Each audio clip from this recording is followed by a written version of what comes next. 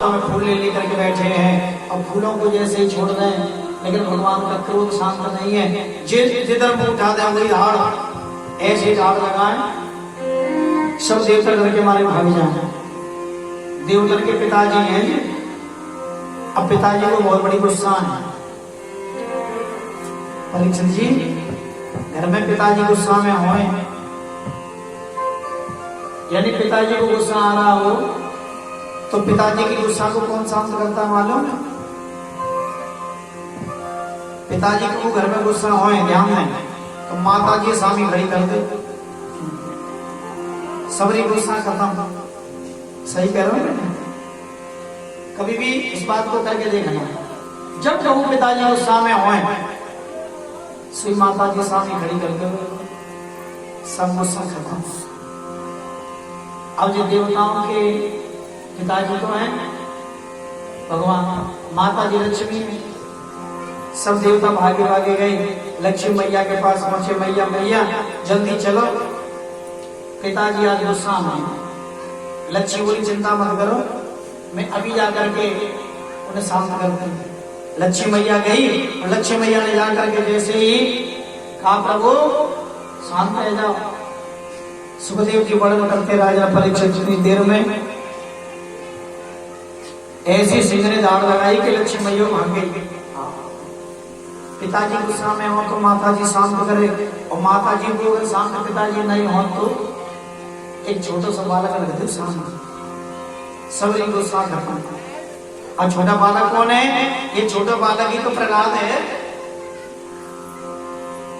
सुखदेव जी वर्णन करते हैं राजा परीक्षित, प्रहलादं प्रेषयामासः ब्रह्मावस्त्रमन्तिके तात प्रसमप्रेह सुपित्रे कुपितं प्रभु। देवता सब घबरा करके प्रहलाद जी के पास गए, बेटा प्रहलाद तुम ही कुछ करो, जाते ये भगवान का क्रोध शांत हो जाए। प्रहलाद जी गए, जाकर के भगवान के चरणों में लेट गए, और जैसे ही चरणों में लेटे हैं जैसे ही हिरण्यकश्यप ने प्रहलाद जी को देखा है, देखा कि उनके शरीर पर रक्त की बूंदों की फुहार लगी है। उसी समय भगवान ने अपनी जीभ निकाली और जीभ निकाल करके भक्त प्रहलाद को चाटना शुरू किया। ऐसे भक्त प्रहलाद को भगवान ने चाटा जैसे कोई गाय अपने बछड़े को चाटती है। सुखदेव जी वर्णन करते हैं राजा, भगवान ने कहा कि लाला आज तो मांगे सोई मैं तुझे दूंगा, मांग क्या चाहिए? अरे प्रभु मुझे क्या चाहिए?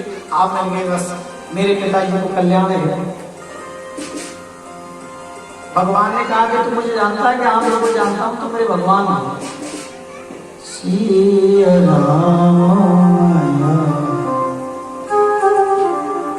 भगवान तो हृदय में आपका है। सब जग जानी श्री राम में सब जग जानी, श्री राम में सब जग जानी, श्री राम में सब जग जानी, श्री राम में सब जग जानी,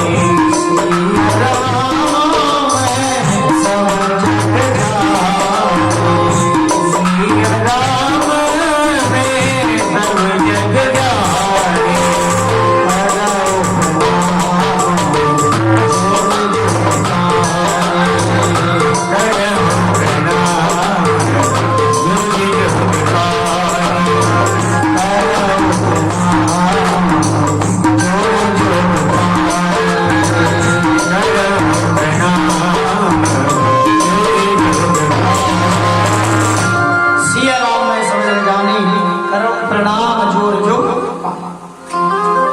भगवान बोले तूने तो मुझे पहचान लिया। उन्होंने के महाराज कंकड़ में वहां से आपका और सब जगह व्याप्त हैं आप, सर्वत्र ईश्वर का अंश तो सब में बराबर है। देखो कुत्ता में भगवान है, गधा में भगवान है, सूअर में भगवान है, आदमी में भगवान है, क्योंकि ईश्वर का अंश तो सब में है। ईश्वर अंश जीव अंश और सब में बराबर है। जिन्हें की जो आदमी है तो इसमें ज्यादा है, जी गधा है तो इसमें कम है, ऐसा कुछ नहीं। भक्त प्रहलाद जी के हाथों पिताजी का संस्कार भगवान ने कराया, फिर भगवान ने उसे वरदान दिया है, वरदान लेकर के फिर भगवान पधारे हैं। सुखदेव जी ने परीक्षित जी को ये बड़ी सुंदर पावन कथा भक्त प्रहलाद जी की सुनाई। आगे बड़ी सुंदर पावन कथा है। देखो आदमी तो भगवान का भजन करता है ही, आदमी तो भगवान का भजन करता है। कभी जितने भी ये जानवर हैं ना, आप लोगों ने देखी कि जानवर कभी भजन करते हैं कहीं? बड़ी सुंदर पावन कथा सुनाई है। जानवरों में सबसे बड़ा जानवर है हाथी। हाथियों का राजा गजराज की कथा। एक बार गजराज ने भी भगवान का चिंतन किया, भगवान को मनाया, तो भगवान आए और भगवान ने आकर के गज को तारा है और ग्रह को मारा है। ये कथा भी बड़ी पावन कथा है। इस कथा से भी आप लोगों को ज्ञान होगा। ध्यान है, जब जानवर भगवान का नाम ले सकता है तो हम तो आदमी हैं।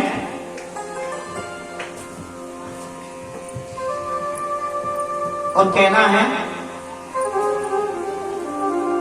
आसीद गिरविरो राजन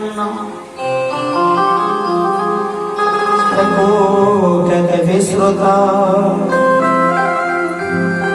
बादरायणम् एतत्ते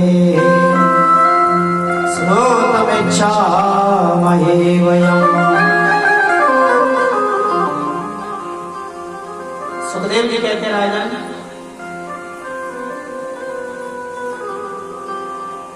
हाथियों का राजा गजराज जिसमें 10,000 हाथियों का बल, उसकी 10 पत्नियां, उन 10 पत्नियों को आनंद के साथ में रखते हुए और अपने बालकों को संग लेकर के बड़े आनंद से, उसी समय बड़े आनंद से वो गजराज रहता था संसार में। एक दिन वही गजराज अपनी पत्नियों और परिवार के बच्चों को संग लेकर के सुंदर से सरोवर में स्नान करने के लिए पहुंचा। इतना सुंदर सरोवर, उसके बाद निकट में जितने भी सुंदर सुंदर वृक्ष खड़े हैं, ऐसे सुंदर वृक्षों के बीच में ऐसे सुंदर सरोवर। एक बार मन में विचार करके पत्नियों को साथ लेकर के, बच्चों को साथ लेकर के सरोवर में स्नान करने के लिए पहुंचा। तत्रैकदा तद्गिरिकाश्रय करेणुभिर्वायुत पश्यन्। जैसे ही आप सरोवर में स्नान करने के लिए पहुंचा है, अपनी सूंड में जल भर करके पत्नियों को फेंकने लगा।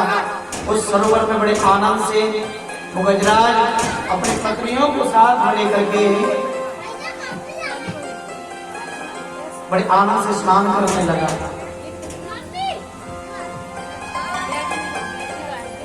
ये कौन किवाड़ में बजा रहे हैं बालक? एक बार प्रेम से जय करो बाकी लाल की जय। पत्नियों को बच्चों को साथ लेकर के बड़े आनंद से जब सरोवर में स्नान करने लगा है, स्नान करते करते